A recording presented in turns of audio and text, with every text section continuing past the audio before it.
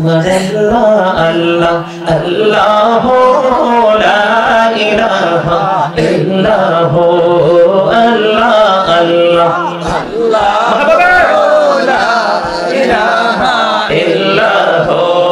গুনাহগারের গহনা জোরে দিদারে আপনার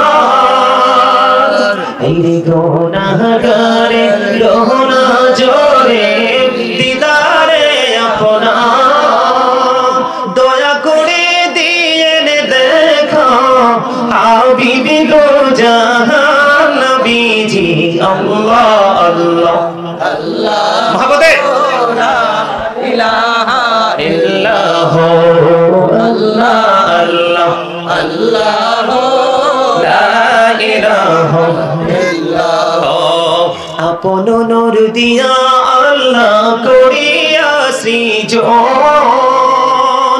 আরশের পরে কুরসির তরে রাখিলেন গোপন নবীজি আল্লাহ আল্লাহ মহব্বতে লা ইলাহা ইল্লাল্লাহ আল্লাহ আল্লাহ আল্লাহ লা ইলাহা ইল্লাল্লাহ মুহাম্মাদুর রাসূলুল্লাহ সাল্লাল্লাহু আলাইহি ওয়াসাল্লাম। বন্ধুরে আমার বলতে চেয়েছিলাম, নামাজ পড়ার পরেও নামাজ পড়লেন আপনি অন্যায়কে প্রতিবাদ করলেন না, প্রতিহত করার চেষ্টা করলেন না, কোন অপরাধকে আপনি বিরত রাখার চেষ্টা করলেন না, পৃথিবীর নোংরা কাজ থেকে মানুষকে দূরে রাখার চেষ্টা করলেন না।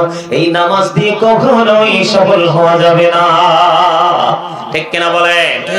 আরো জোরে আপনারা কি আমার সঙ্গে আরো একটু এই বিষয় নিয়ে আলোচনা শুনবেন ইনশাআল্লাহ? আমি এবার আমাদের আগের নবীর জামানা একজন নবী ছিলেন যার নাম ছিল হযরত সালেহ আলাইহিস সালাম। নাম শুনছেন নি জীবনে? হযরত সালেহ আলাইহিস সালাম উনি এমন একজন নবী ছিলেন, আল্লাহ রাব্বুল আলামিন সামুদ জাতির মাঝে তাকে নবী হিসেবে পাঠিয়েছিলেন। বন্ধু আমি আপনাদেরকে বলবো, উনি যে আল্লাহর নবী, উনি যে আল্লাহর নবী, ওই সামুদ জাতি সেটা বিশ্বাস করতো না, সেটা মানতো না। বন্ধু আমার, অন্যায় মানুষ কেমন করে ভাবে বন্ধ করে, জুলুম মানুষ কেমন করে ভাবে, অসৎ কাজ মানুষ কেমন করে করে, এটা বোঝানোর জন্য আমি আপনাদেরকে বন্ধু এই জায়গায় নিয়ে এসেছি। কারণ সৎ কাজের উপদেশ দিয়েছেন কে? আল্লাহ। যুগে যুগে আল্লাহ রাব্বুল আলামিন নবী রাসূলের মাধ্যমে। কথা বলেন বন্ধুরে আমার, এর মধ্যে একজন নবী হলো হযরত সালেহ আলাইহিস সালাম। ওনার জামানায় সামুদ জাতির লোকেরা তো নাকি সাধারণ মানুষ মনে করতেন। ইনি বলতেছেন না না, আমি একজন আল্লাহর নবী, তেনাকে নবী হিসেবে মানতে রাজি না। এবার সালেহ আলাইহিস সালামকে ডাক দিয়ে বললেন, তুমি যদি নবী হয়ে থাকো আমাদের একটা প্রস্তাব আছে, সেটাকে গ্রহণ করতে হবে। কই কি প্রস্তাব বলো না? কই ওই যে পাহাড় দেখা যায়, পাহাড়টা হলো পাথরের পাহাড়। কিসের পাহাড়? মন দিয়ে শুনবেন, পাথরের পাহাড়। ওই পাহাড়ের দিকে নজর দাও, তুমি যদি ওই পাথরের পাহাড় থেকে যদি একটা উটনি বের করে দেখাতে পারো, আমার দিকে মন দেন। কি পাহাড়টা কিসের? পাথরের। মন দিয়ে শুনবেন, কে বলতেছে? তিনি যে আল্লাহর নবী, এটাকে সত্যায়িত করার জন্য আল্লাহর নবীর কাছ থেকে তারা মুজিজা দেখতে চাইতেছে। এবার আল্লাহর নবীকে ডাক দিয়ে বলেন, ওই যে পাথরের পাহাড় দেখা যায়, ওই পাথরের পাহাড় থেকে তুমি একটা উটনি বের করে দেখাতে হবে। উটনিটা বের হওয়ার সাথে সাথে সুন্দর একটা বাচ্চা প্রসব করবে। বাচ্চাটা প্রসব করে জমিনে আসতে দেরি রে, সঙ্গে সঙ্গে মায়ের বাট চেপে ধরে দুধ পান করতে থাকবে। এবার আল্লাহর নবীর কাছে আল্লাহ রাব্বুল আলামিন খবর পাঠিয়ে দিলেন।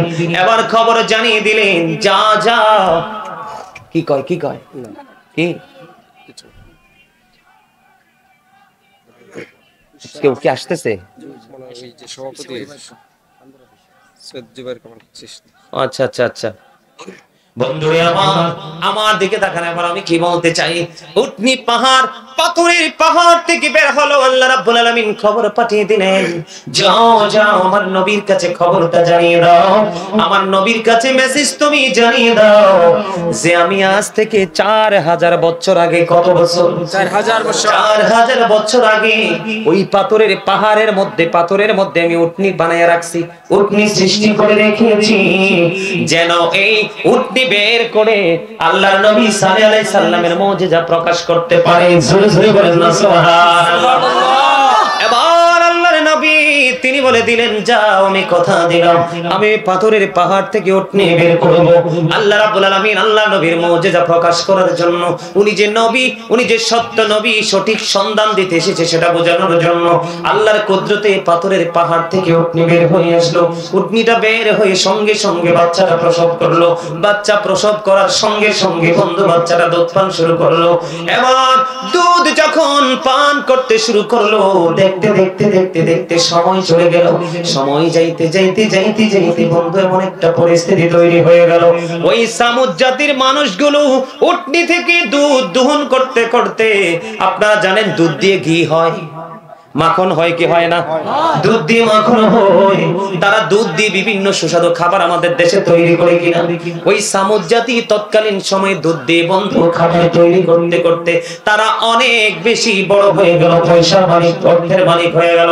জোরে জোরে বলুন না সুবহানাল্লাহ। উনি বসবে আসলে? না, উনি পাশে বসবে। উনি বসবে তো নাকি উনি চলে যাবে? না, বসবে। বসবে? বসবে, জি। বসবে। উনি বসবে, আলোচনা শুনবে। আলোচনা শুনবে।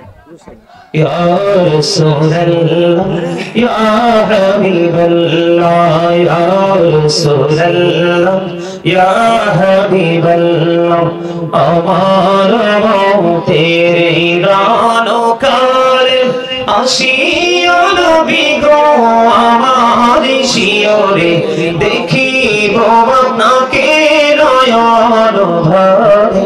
ইয়া রাসূলুল্লাহ ইয়া হাবিবাল্লাহ ইয়া রাসূলুল্লাহ ইয়া হাবিবাল্লাহ, আসসালাতু ওয়াসসালামু আলাইকা ইয়া রাসূলুল্লাহ।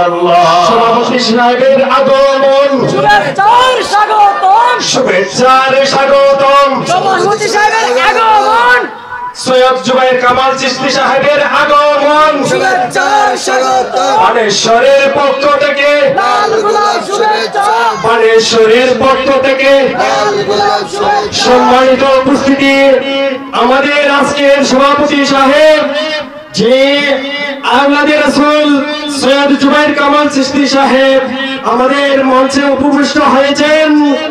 উপস্থিত হয়ে আমাদের মাহফিলকে সফল এবং সার্থকমণ্ডিত করেছেন।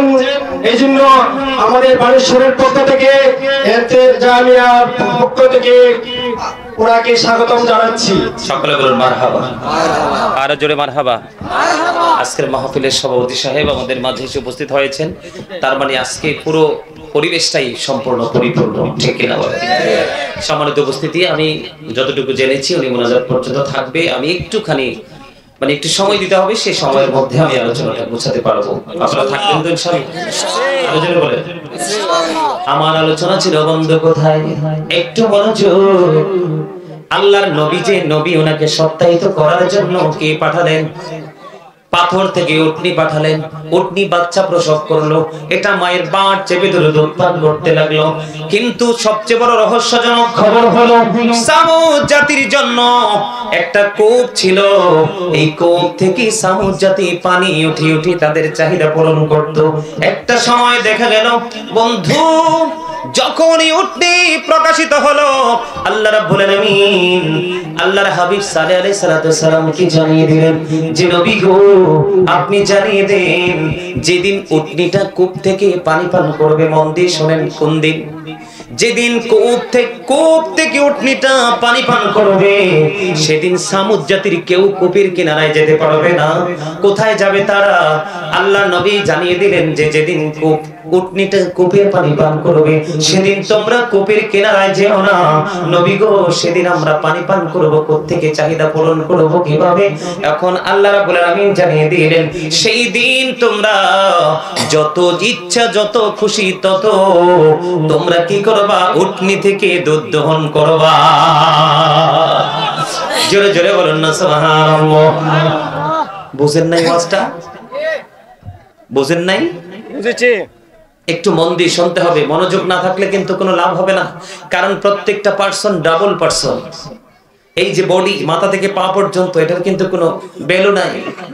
এটাকে আল্লাহ কোরআনের ভাষায় কখনো বলেছেন ইয়া আইয়ুহান নাস, আবার কখনো বলেছেন ইয়া আইয়ুহাল ইনসান। ইংলিশ এটাকে কখনো বলা হয় ম্যান, আবার কখনো বলা হয় পারসন। আমরা বাংলা ভাষায় বলি মানুষ। এই মানুষটাকে যেই মানুষটা পরিচালনা করছে, এই মানুষটা থাকে ভিতরে। কোথায়? খাঁচার ভিতর। ওই মানুষটার নাম আল্লাহ কোরআনে রেখেছেন রূহ। ইংলিশ এটাকে বলা হয় সোল, বাংলাতে বলা হয় আত্মা। Say the soul is the warder of my lord. First tense, present tense, future tense, অতীত, বর্তমান, ভবিষ্যৎ। যেদিন আপনার এই দেহ থেকে পাখিটা চলে যাবে, সেদিন কিন্তু you are dead. I am dead. আমি, আপনি, আমরা সবাই কি মৃত। তাহলে মানুষের আসল সত্তা কি তার দেহ নাকি তার আত্মা? আত্মা। কথা বলেন কোনটা? আত্মা।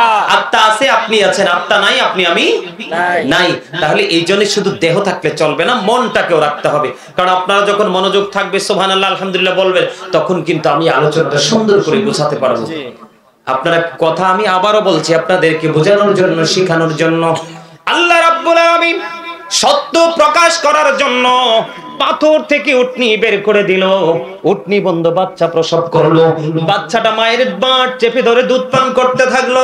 এই দিক দিয়ে আল্লাহ রাব্বুল আলামিন আল্লাহ নবীকে জানিয়ে দিলেন, নবী গো আপনি সামুদ জাতিকে জানিয়ে দেন, আপনি সামুদ জাতিকে জানিয়ে দেন যে যেই দিন উটনিটাই কূপ থেকে পানি পান করবে, সেদিন সামুদ জাতি কূপের কিনারায় যেতে পারবে না। আর যেদিন কূপ থেকে উটনি পানি পান করবে, সেদিন যদি সামুদ জাতি যদি নদীর কূপের কিনারায় যেতে না পারে, তাহলে তাদের ওই দিনের চাহিদা পূরণ করবে কিভাবে? আল্লাহ রাব্বুল আলামিন খবর জানিয়ে দিলেন, এই চাহিদা পূরণ করবে তারা উটনির দুধ দহন করে। তারা যত খুশি তত সেদিন উটনি থেকে দুধ দোহাতে পারবে।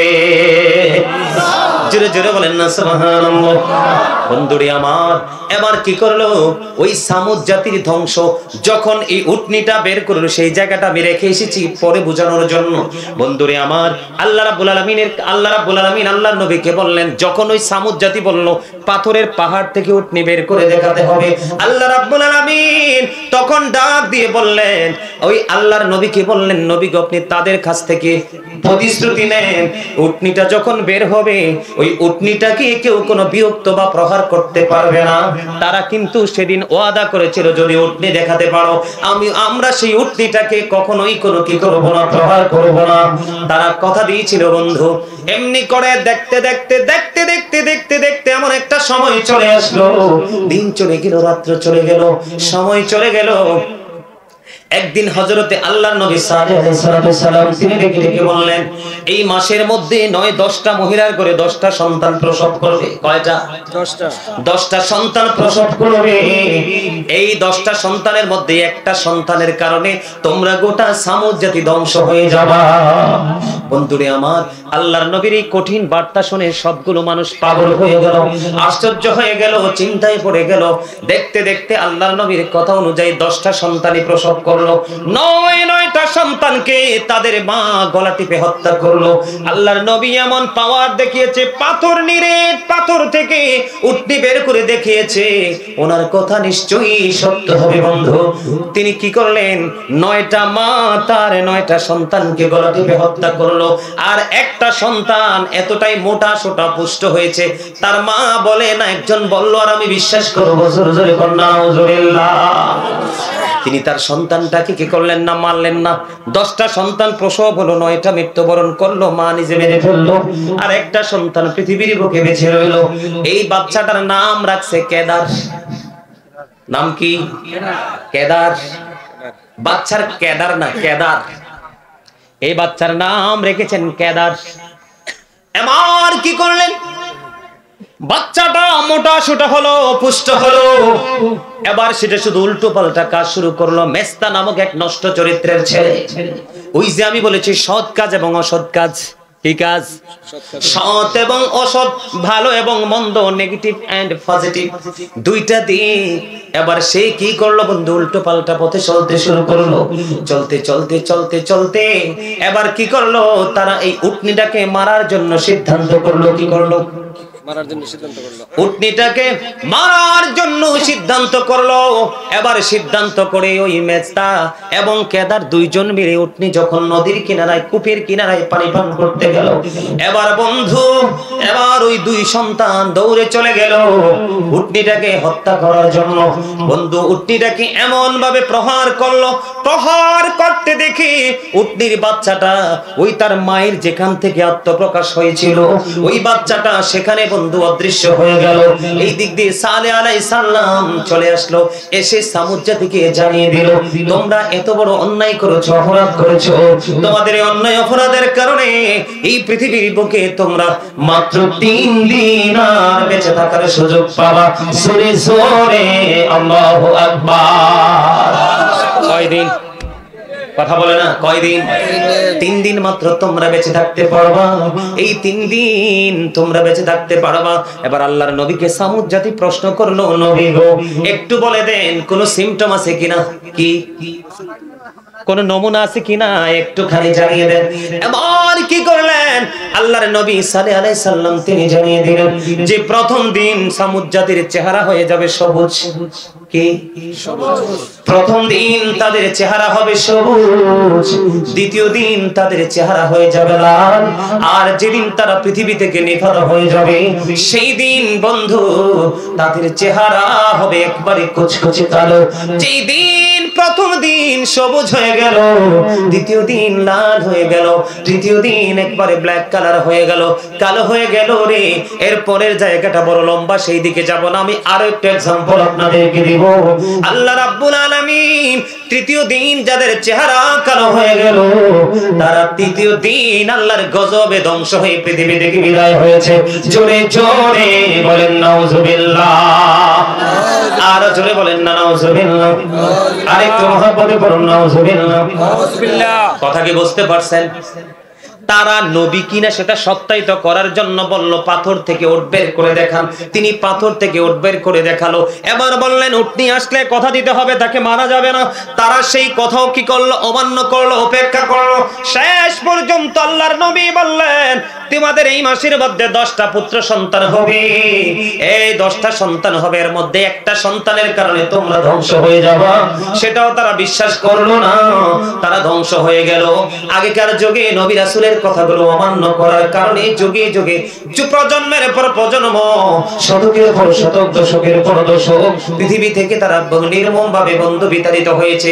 ঠিক তেমনি ভাবে আমরা আখির নবীর উম্মত, বর্তমান প্রেক্ষাপট আমাদের এমন হয়ে গেছে সৎ কাজের জন্য কাউকে ডাক দিলে বিরক্ত হয়, অসৎ কাজ করতে যখন যায় বন্ধু উৎসাহ দিলে অনেক বেশি মজা পায়।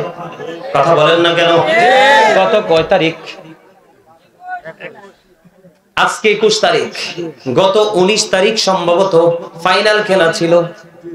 ছিল কি ছিল না? আমি যখন কুমিল্লা থেকে রওনা হলাম এমন কোন দোকান আমি ফাঁকা দেখিনি যে এই দোকানের মধ্যে তিল ধারণের ঠাঁই নাই। বন্ধু তোমাদের কি শিক্ষার জন্য আমি বলে দিতে চাই রে বন্ধু, তোমরা জানো না আল্লাহ কোরআনে বলেছে ইন্নাল কাফিরিনা কানু লাকুম আদুওয়াম মুবিনা। আল্লাহ বলেছেন the heretics are the eternal enemy of the believers. ঈমানদারদের প্রকাশ্য শত্রু হলো বেঈমান কাফেররা। পাশের দেশ ভারত, যদিও আমাদের পাশের দেশ ইন্ডিয়া, ভারত আমাদের সবচেয়ে চিরকালের শত্রু, ঠিক কিনা বলেন? ভারতের দিকে নজর দিয়ে দেখেন বাবরি মসজিদ নিয়ে কি তাণ্ডব চালিয়েছে মোদী সরকার। এবার বন্ধু মুসলমানরা নামাজ পর্যন্ত নিরাপদে পড়তে পারে না। আমাদের দেশের প্রধানমন্ত্রী তিনি বলে দিয়েছেন যতদিন পর্যন্ত ফিলিস্তিন স্বাধীন না হবে ততদিন বাংলাদেশ ইসরায়েলকে কি করবে না, স্বীকৃতি দিবে না, ঠিক কিনা বলেন? আর পাশের দেশ ভারত শুরু থেকেই বন্ধু ইসরায়েলের বিপক্ষে, ইসরায়েলের পক্ষে। আমি আপনাদেরকে এই জন্য বলেছি মাহফিলে যাইতেছি বন্ধু, মানুষগুলো পলকহীন দৃষ্টি দিয়ে টিভির দিকে তাকিয়ে আছে, অথচ দুইটা দলই খেলছে বেঈমান। বলেন এখান থেকে কিছু অর্জন করছেন যুবক? তোমরা বলো, তোমরা জানো না অপরাধ কাকে বলে? জিনাল আইনুন নজরু, চোখের জিনা হলো দেখা। চোখের পাপ কি? তুমি যখন নোংরা জিনিস চোখে দেখবা তোমার কলবে সে বাসা বাঁধবে। যখন তোমার কলবে নোংরামিটা বাসা বাঁধবে তখন তোমার নফসের নোংরামি অটোমেটিকই শুরু হয়ে যাবে। ঠিক কিনা বলেন? আর জোরে। এই জন্য বন্ধু বলছি, আলেম ওলামাদের সাথে সঙ্গ দেবে, তাদের কাছ থেকে ইনস্ট্রাকশন নেবে, তাদের কাছ থেকে উপদেশ নিয়ে তোমরা বাস্তব জীবন বাস্তবায়ন করতে থাকবে, তাহলেই তোমরা ধন্য হয়ে কবরে যেতে পারবে, অন্যথায় তোমাদের কোনো উপায় থাকবে না। আমি যদি আপনাদেরকে, আপনার আমার প্রাণের নবী পৃথিবীতে আগমন করার আগে একজন নবী ছিল, তার নাম হলো ঈসা রূহুল্লাহ, যিনি বাবা ছাড়া পৃথিবীর বুকে কদমটা বাড়িয়ে দিয়েছে। বন্ধু আমি আপনাদেরকে বলে দিতে চাই, ঈসা নবীকেও তারা নবী হিসাবে মানতে নারাজ, স্বীকৃতি দিবে যদি তিনি স্বর্গীয় খাবার দেখাতে পারে। কি দিকেতে? তখন আল্লাহ রাব্বুল আলামিন এক খাঁচা স্বর্গীয় খাবার পাঠিয়ে দিলেন। এটার মধ্যে গোশত ছিল, রুটি ছিল, খুরমা ছিল, সব ছিল বন্ধু। তার মধ্যে সবচেয়ে বড় মজার বিষয় হলো একটা বড় ভুনা মাছ ছিল। দেখেন নবীরা কেমন করে ইন্টারভিউ দিয়েছেন তাদেরকে সঠিক পথে আনার জন্য। বন্ধুরে আমার, এত সুন্দর স্বর্গীয় খাবার আসার পরেও তারা বললেন, আপনি যদি নবী হন তাহলে এই ভুনা মাছটাকে জিন্দা করে দেখান। এবার আল্লাহর নবী ভুনা মাছটাকে জিন্দা করে দেখালো। এই মাছের আঘাতে অসংখ্য মানুষ সঙ্গে সঙ্গে ইন্তেকাল করেছে। আল্লাহ রাব্বুল আলামিন জানিয়ে দিয়েছেন, ঈসা রূহুল্লাহকে ডেকে পাঠিয়েছে, কোন ধনী লোক খেতে পারবে না। কি করতে পারবে না? কোন ধনী লোক খেতে পারবে না। যারা অন্ধ আছে, অন্ধ যদি খায় তার দৃষ্টি ফিরে আসবে। যারা মাজুর যদি খায় তার যে মাজুর, যে সে ল্যাংরা আতুর, তার এই যে অসুখটা সেরে যাবে। কি হয়ে যাবে? কুষ্ঠরোগ যদি হয় তাদের কুষ্ঠরোগ ভালো হয়ে যাবে। এই খাবারটা মূলত ধনী লোকের জন্য, গরিবের জন্য, ধনীদের জন্য নয়। বন্ধুরে আমার, আল্লাহর নবী ঈসা রূহুল্লাহর কথা অমান্য করে ওই খাবারটা 400 জন লোক জোর করে খেয়েছিল। কতজন? কথা বলেন, কতজন? 400 জন লোক জোর করে খেয়েছিল। 3 দিন তারা শুয়োর অবস্থায় ছিল। কয়দিন? 3 দিন তারা শুয়োর অবস্থায় ছিল। 3 দিন শুয়োর অবস্থায় থেকে তারা শুয়োর অবস্থায় পৃথিবী থেকে বিদায় নিয়েছে। জোরে জোরে নাউজুবিল্লাহ। সৎ এবং অসৎ দুইটার মধ্যে আকাশ পাতাল পার্থক্য। আমি বর্তমান প্রেক্ষাপটের সাথে ঈসা রূহুল্লাহর জীবনী থেকে একটা তথ্য আমি নিয়ে এসেছি আপনাদের জন্য।